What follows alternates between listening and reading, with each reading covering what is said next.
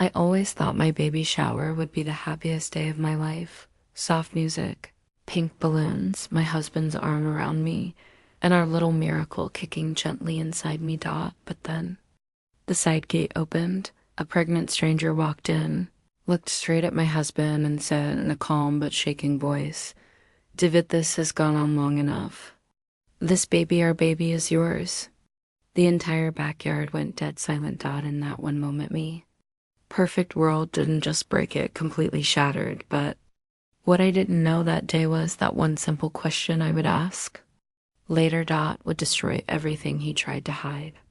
Oh, my loves, if you could only close your eyes right now and feel it with me, that warm, golden afternoon sunlight dancing through the leaves in our backyard, the gentle breeze carrying the sweet scent of fresh cut PMEs and vanilla cupcakes, the soft rustle of pastel balloons tied to every chair, and the sound of laughter that wrapped around me like the warmest hug I had ever known.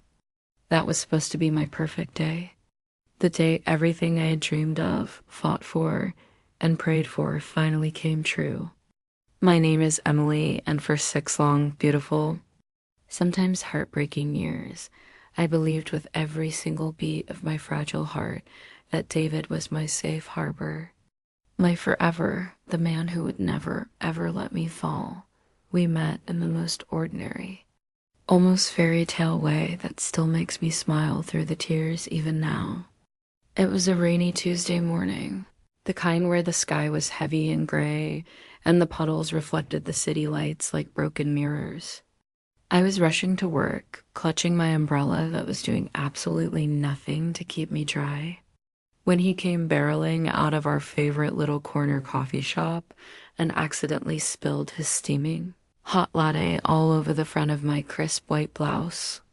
The stain bloomed instantly, hot and brown, and I stood there frozen for a second. But instead of cursing or rushing away, embarrassed like most people would, David just stood there in the pouring rain, eyes wide with genuine horror, his dark hair plastered to his forehead. "Oh my God, I am so, so sorry," he kept repeating, his voice soft and sincere, almost pleading. "Let me make this right, please. New shirt, new coffee, whatever you need." I feel terrible. That one clumsy, rain-soaked moment turned into daily coffees the entire next week, him waiting outside my office with a fresh latte and a sheepish grin every single morning. Those conversations stretched into long evenings on park benches, then a first real date where he took me to watch the sunset over the lake. The sky painted in pinks and oranges, and he told me, voice low and earnest, "I've never met anyone who laughs the way you do. Emily, it feels like the whole world lights up. From that very first spilled cup, it felt like the universe had leaned in close and whispered, 'He's the one. Hold on tight.'" We built our life together slowly, carefully, with so much love it sometimes felt like it would overflow. Our cozy suburban home with the white picket fence I had doodled in my notebook since I was a little girl. The little garden out back where I planted roses every single spring, soft blush pinks, creamy whites, and sunny yellows that bloomed just like my hopes for our future. David was the kind of husband who remembered every tiny detail that made me feel seen and cherished. How I liked my tea with exactly 1 teaspoon of honey and a splash of milk. How I hated the sound of thunder, so he'd play our favorite soft piano playlist to drown it out. How I cried at every single happy ending in movies, even when I knew they were coming. He'd come home from work exhausted, but still wrap his arms around me from behind while I stirred dinner on the stove, resting his chin on my shoulder and whispering against my ear, "You make every single ordinary day feel like the best day of my life. I don't know what I did to deserve you." But the one dream that tested us the most, the one that pulled at every thread of our love, was starting a family. For years, we tried and tried and tried. It felt like an endless road of doctor appointments with cold, sterile rooms, and kind but cautious voices delivering the same news. "We're still not there yet." Needles that left bruises on my arms. Medications that made me bloated and nauseous and emotional. Negative pregnancy tests that stared back at me from the bathroom counter like tiny white daggers. I remember one particular night so clearly, the third negative test in a row. I locked myself in the bathroom, slid down to the cold tile floor, and sobbed so hard my whole body shook. David didn't knock or push. He just quietly opened the door, sat right beside me on the floor, pulled me into his lap, and held me so tightly while I cried into his shirt. "We're in this together, baby," he whispered, his own voice cracking with emotion, tears wetting my hair. "Even if it's just you and me forever, I still choose you every single day. We'll keep trying. I'm never giving up on us." Those words became my lifeline through the darkest months. I felt so broken inside sometimes, like my own body was betraying the love we had built.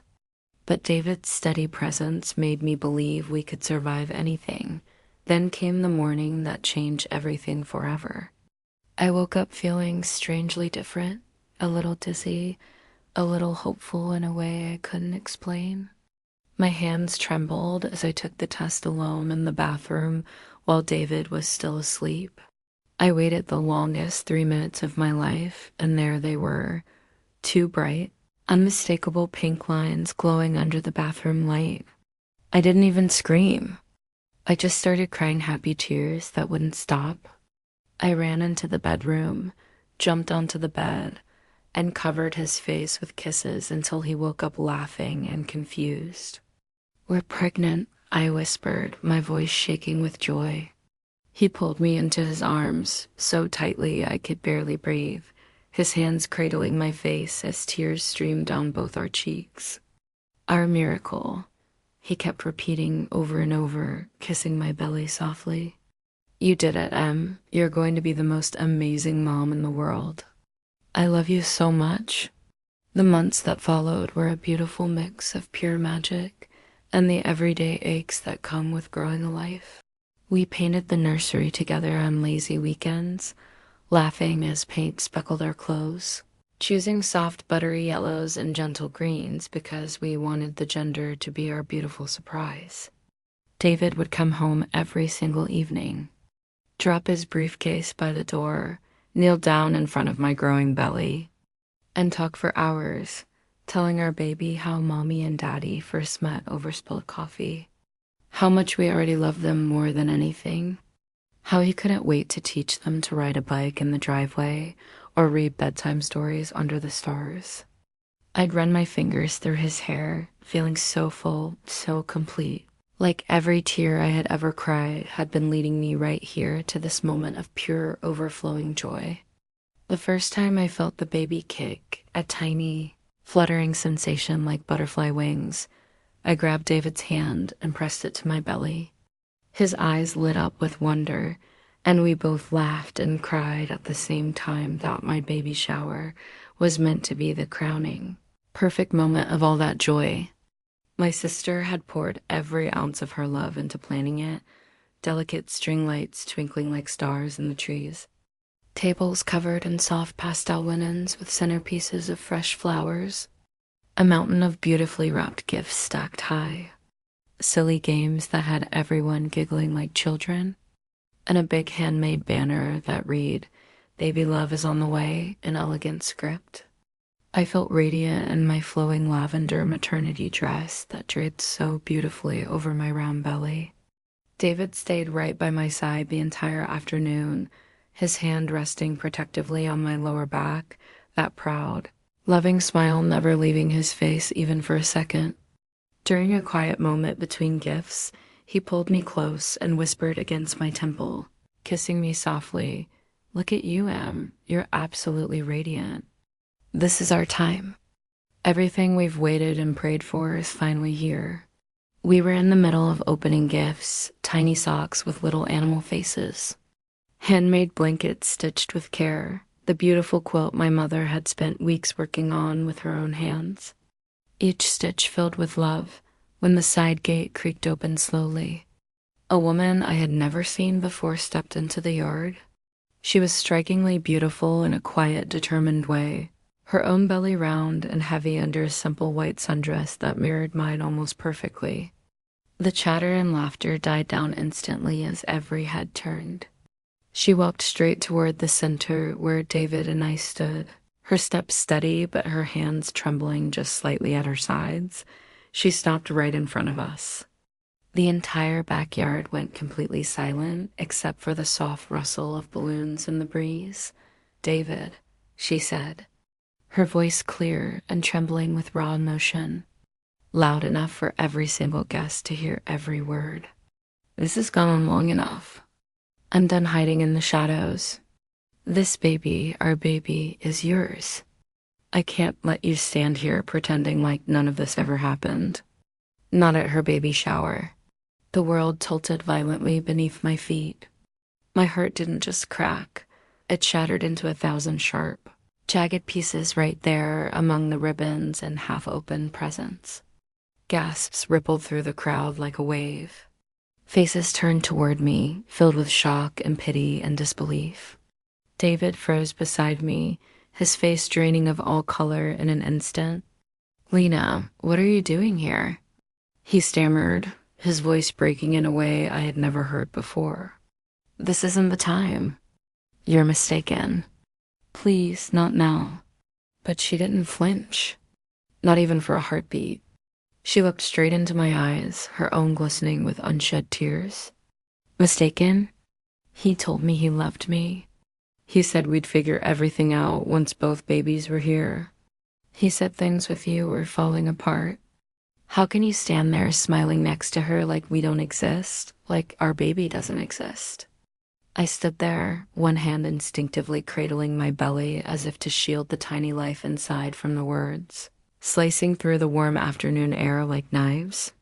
Tears burned hot behind my eyes, but I held them back with every single ounce of strength I had left in that moment. My voice came out small and trembling, almost a whisper lost in the wind. Who are you?" That single devastating moment, standing in the middle of what was supposed to be the happiest celebration of my entire life, changed everything in the space of a heartbeat. The laughter vanished. The joy evaporated like morning mist under a harsh sun. The pastel balloons swayed mockingly above us as if nothing had happened. But what I didn't know that day, as the world I had built so carefully crumbled around me in front of everyone I loved, was just how deep and tangled the web of lies truly ran, and how one quiet, simple question I would ask in the painful days ahead would expose every single thread, pulling me from the darkest depths of heartbreak into a strength and clarity I never knew I carried inside me all along. The silence that followed Lena's words was so thick and heavy it pressed down on my chest like a physical weight, making it almost impossible to draw a full breath. Guests shifted uncomfortably on their feet, some whispering behind their hands, others already quietly gathering purses and sweaters as if they could escape the nightmare unfolding in front of them. My sister was beside me in seconds, her arms slipping firmly around my waist, her voice urgent but gentle in my ear. "Emily, sweetheart, come inside with me right now. You don't have to stand here for this." But my feet felt glued to the soft grass. I couldn't stop staring, first at this stranger named Lena with her matching belly and trembling hands, and then at David, searching his pale face for any sign, any flicker that this was all some horrible, impossible misunderstanding. He looked utterly panicked, sweat beading on his forehead despite the mild afternoon breeze. Baby, please listen to me," he begged, his words tumbling out too fast and too desperate. "This is insane. I don't know what she's talking about. She must be confused or making this up for some reason I don't understand. Please, you have to believe me." Lena stepped closer, her eyes never leaving mine as she pulled out her phone with hands that shook only slightly now. "Confused?" she said, her voice gaining a quiet strength that somehow made everything worse. "Here, Emily, look for yourself. Messages, photos. We've been together for almost a full year now. He was with me that entire week in March when you were on strict bed rest, hooked up to monitors, terrified you might lose the baby. He told me things between the two of you were falling apart, that he felt trapped but didn't know how to leave without destroying you completely. My stomach twisted so violently I thought I might be sick right there among the gift bags. A whole year, while I had been lying in bed for days on end, terrified every single hour that something might go wrong with our miracle baby, hooked up to monitors that beeped warnings. Crying quietly into my pillow when the contractions threatened to come too early. He had been with her. The wave of nausea that hit me had nothing to do with pregnancy hormones. It was pure soul-crushing betrayal, sharp and unrelenting, slicing through every happy memory we had ever shared. Before David could reach out or stop me, I grabbed the phone from her hand. My fingers felt numb and cold as I scrolled through the screen. There they were, hundreds of messages stretching back months. I miss holding you so much it hurts. Can't stop thinking about last night in the hotel. Our baby is going to be so beautiful. Just like you deserve. Photos of them together at places I didn't recognize, cozy hotel lobbies, candlelit dinners, her head resting peacefully on his shoulder as they smiled at the camera, like they belonged together. One image hit me like a punch to the chest. David gently kissing her belly, his hand spread protectively over the curve, exactly the way he used to do with mine every single night. My David, the man who had wiped my tears through years of infertility struggles. The man who had promised me forever in front of our families and friends. Tears finally spilled hot and fast down my cheeks, blurring everything. How could you do this to us? I whispered, my voice breaking into 1,000 pieces. The words felt too small for the earthquake happening inside my heart. David reached for my arm, his eyes wide and pleading. It was a stupid, terrible mistake during one of the hardest times for us. It didn't mean anything. She doesn't mean anything to me. Please, you have to believe me. A mistake? While I had been vomiting every morning until I was too weak to stand, too exhausted some days to even walk to the mailbox. While I had decorated the nursery alone on nights, he claimed urgent work deadlines kept him at the office until midnight. The memories flooded back in a painful rush, the faint scent of a perfume that wasn't mine clinging to his collars. The sudden business trips that now felt far too convenient. The way he had grown distant and distracted in the last several months while I carried our child. I had blamed it all on work stress. I had made every excuse in the world for him because I loved him so completely. The guests began leaving in awkward, uncomfortable clusters, offering me quick, pity-filled hugs and murmured, "I'm so sorry." Emily's that only deepened the burning humiliation in my chest. My mother stood near the gift table, quietly crying into a crumpled napkin, her shoulders shaking with silent sobs. I felt so exposed, so completely humiliated. Like every private, sacred corner of my marriage had been ripped open and laid bare in front of the people who loved me most. That night, after the last car had driven away and the backyard was eerily quiet except for a few deflating balloons scraping against the fence, David and I sat in our dimly lit living room. The gifts were still piled on the coffee table, untouched now. He dropped to his knees in front of me on the carpet, tears streaming down his face as he grabbed my hands. "Please, Em, I swear on everything it was nothing. I was weak and stupid. I'll do anything, counseling, therapy, whatever you need. Don't throw away everything we've built together over one mistake." I looked at him, the man I had once trusted with my entire soul, and felt nothing but a deep, hollow ache. "You were with her while I was carrying our child," I said quietly, my voice barely above a whisper, "while I was scared every single day that something might go wrong. How do I ever trust you again? How do I look at you without seeing her?" I slept in the guest room that night, clutching a pillow tightly to my belly, whispering soft, broken promises to my baby in the darkness. Mommy will keep us safe, little one. I promise you that. No matter what. The following weeks blurred into a heavy, suffocating fog of pain and disbelief. Mornings were the hardest, waking up and remembering all over again as if it had just happened.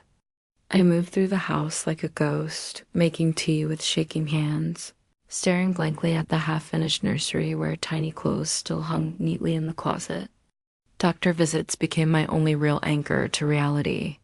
Hearing that strong, steady heartbeat on the monitor gave me the tiniest thread of hope to cling to when everything else felt like it was falling apart. But at home, the tears came in relentless waves. I would stand in the shower until the water ran ice cold, sobbing until my throat was raw and my legs gave out. I screamed into pillows when I was alone in the house so no one would hear. At night, I lay awake for hours, staring at the ceiling, questioning every single I love you, every tender kiss, every promise we had ever shared. Was any of it real? Had I been blind this whole time? Friends sent messages of support that both comforted and hurt, some furious on my behalf, others gently suggesting I leave him for my own peace. My sisters stayed over for several nights in a row, sleeping on the couch, cooking simple, comforting meals like chicken soup and toast, and reminding me over and over that I was stronger than this pain, that I didn't have to stay broken. But I was still trapped in a fog of shock, clinging foolishly to the desperate hope that maybe, somehow, it could all be repaired if I just loved him enough. Until one sleepless night, while David was out, clearing his head, as he called it, I did something I had never done in all our years together. I checked his phone. The screen lit up with more messages, more plans for after both babies were born, more hidden bank transfers I had never known about. Voice notes where he told her he was just waiting for the right time to make things official. The betrayal cut even deeper than before. I felt not only heartbroken, but foolish and exposed in a way that made my stomach turn violently. The turning point came a few days later in our kitchen. The tension so thick in the air, you could almost cut it with a knife. Lena had been calling nonstop, and David was pacing back and forth. Trying desperately to handle it quietly, I looked him straight in the eyes, my voice steadier than it had been since that awful afternoon at the shower. David, if this has been going on for so long behind my back, answer me one honest question. Why did you transfer money from our joint savings account, the one we set up specifically for the baby's future, to an account named Lena's Future, just 2 days before my baby shower? His face went completely ashen, like all the blood had drained from his body. He opened his mouth, but no words came out at first. That heavy, damning silence spoke louder than any frantic denial ever could. It exposed the calculated double life he had been living all along.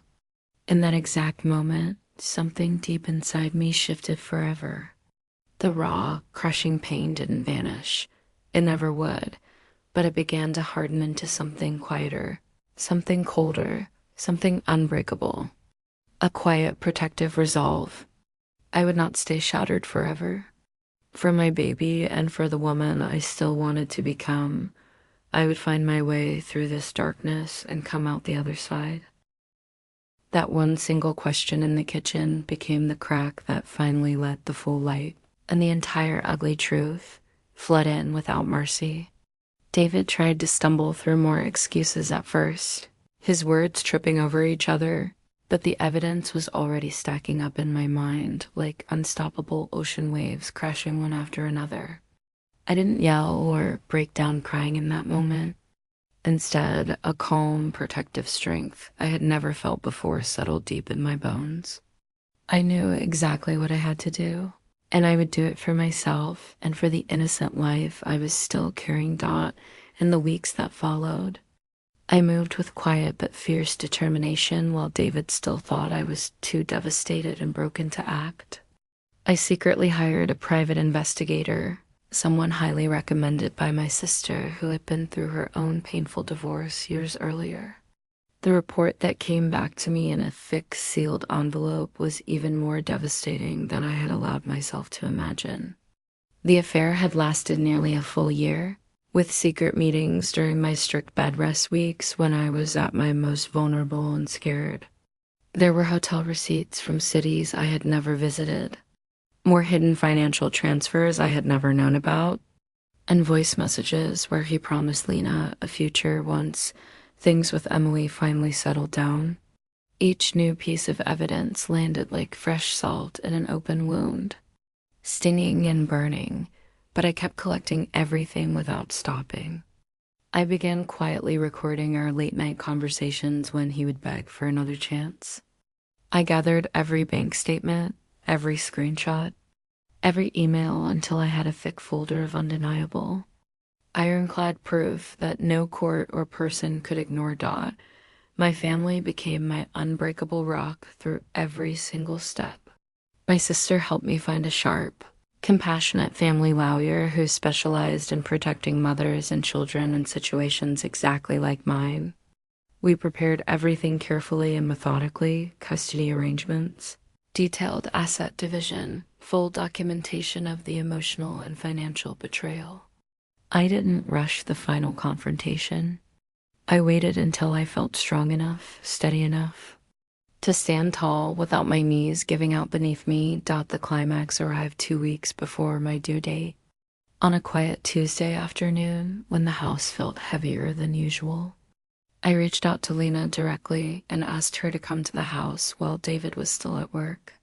We sat across from each other at the same kitchen table where I had asked that fateful question weeks earlier. She looked nervous at first, one hand resting protectively on her own belly. But when I opened the folder and showed her the full evidence, the financial lies, the way David had strung both of us along with the same empty promises and sweet words, she broke down in tears right there with me. We weren't enemies anymore. We were two women who had been shattered and used by the same man's deceit. We talked for hours that afternoon, sharing our pain, our fears, and even finding small moments of unexpected understanding between us. When David walked through the front door that evening, keys jingling in his hand, he froze in the hallway the moment he saw us both sitting there. The thick folder of evidence and the divorce papers were laid out clearly on the table between us. "It's over, David," I said, my voice calm but firm and steady, one hand resting protectively on my belly where our son was kicking softly. "I know everything now, every single detail. And so does your company, because the full report, including the misuse of family funds for your secret life, was sent to your boss and HR this morning. There's nothing left to hide." The color drained completely from his face. He tried to speak, to beg, to blame everything on stress or momentary weakness or a midlife crisis. But the words fell flat and useless in the heavy silence of the room. His carefully built world collapsed right there in front of both of us in real time. His company opened an immediate internal investigation. As a senior executive, the scandal of the long-term affair combined with the financial misconduct destroyed his professional reputation overnight. He was terminated without any severance package and without a single reference for future jobs. His own family, once so proud of the successful life he had built, distanced themselves completely when the full truth came out in painful detail. Lena, seeing with her own eyes that he had nothing real or honest left to offer her or their child, walked away from him for good and chose to raise her baby with the support of her own family and the strength she had found. I filed for divorce the very next week, and with the overwhelming evidence we had gathered, I received full custody of our son, the house we had built together with so much love, and the financial security our child deserved to have a stable start in life. David was left with the heavy, crushing weight of his own choices and very little else to show for the life he had once pretended to cherish. A few days later, In the quiet, peaceful stillness of the hospital room with soft morning light filtering through the blinds, I gave birth to our beautiful baby boy. The moment the nurses placed him on my chest, warm and tiny and perfect, his little fingers wrapping instinctively around mine, a profound, healing peace washed over me like a gentle wave. The pain of the betrayal was still there, deep and real, but it no longer defined me or controlled my heart. I had walked straight through the fire of heartbreak and emerged on the other side clearer, stronger and more authentically myself than I had ever been in my entire life. Looking back now, with my son sleeping peacefully in the bassinet beside my bed and a brand new chapter gently unfolding in front of us both, I understand the deepest, most important lesson this painful journey taught me. Betrayal can break you in ways you never imagined possible. It can leave you feeling shattered, exposed, humiliated, and utterly lost in the darkest kind of darkness. But it can also reveal the quiet, unbreakable strength you have been carrying inside all along, the strength to stand up, to protect what matters most, to choose yourself even when everything around you feels completely broken. David's choices destroyed the marriage we once had, but they could never destroy the fierce love I have for my child or the resilient woman I am still becoming every single day. If you're listening to my story right now and you're carrying your own quiet, heavy pain in your heart, please hear this from someone who has been exactly where you are. The heartbreak does not get the final word. You do. Choose your healing. Choose your peace. Choose to rise, even when it feels impossible. And when the time is right, the light will always find its way back to you. I'm Emily, and this is how I found my way home again, stronger and whole in a way I never thought possible.